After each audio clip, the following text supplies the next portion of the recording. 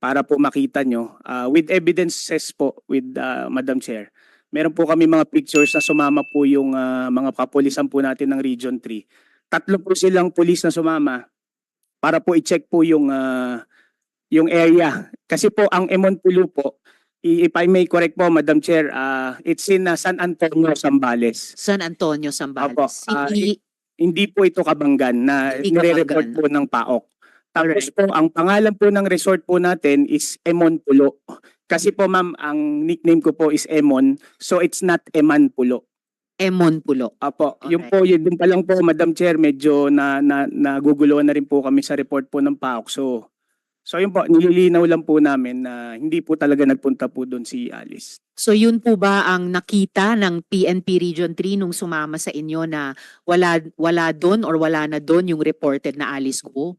Ma'am, I think yung sinasabi po nilang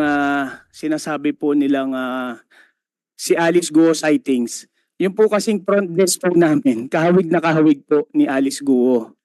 So, if I may po, pwede ko pong ipakita po yung picture. Okay lang po ba, Madam Chair? Actually, Madam Chair, Yes, NJB, doon sa for akin one sana related question. papakita, kasi I wanted to ask PAOK sana, no? Yung pong sightings na sinasabi nila, ito po sa akin pong slide, nandun po yung pinadala po sa atin yung kamukha po ni Alice Guo pag malayo. So, yan po yung front desk staff ng Ebon Pulo. Siya po So, sa lahat ng apat na sige photo po. na ito. Yes po, Madam Chair. Alright, Mr. Yung Ronquillo. nasa gitna po, siya po yung front desk po namin sa Emon Pulo. So baka siya po yung napagbibintangan na nagpunta po ng Emon Pulo. I see, Mr. Ronquillo. But in any case, I'm sure may guest records kayo dun sa Emon Pulo. Merong bang any Alice Guo nung bandang August 1 or any big group of people tulad ng 20 plus na bumisita bumisita noong March 2023? Madam Chair, meron po kami mga CCTV like sinabi po ito ng PAOK.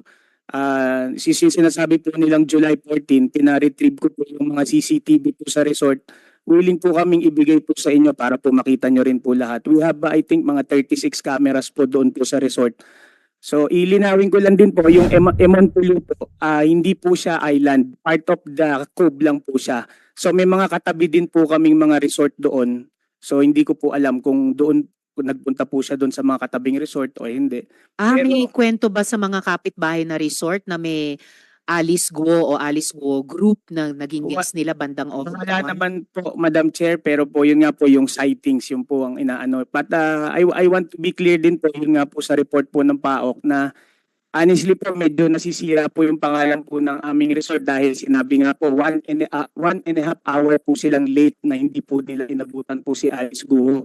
Ang gusto ko lang po sanang sabihin, ito po siguro yung Alice Guo pong nakita po nila doon. Kaya po, I just want to be clear about that po.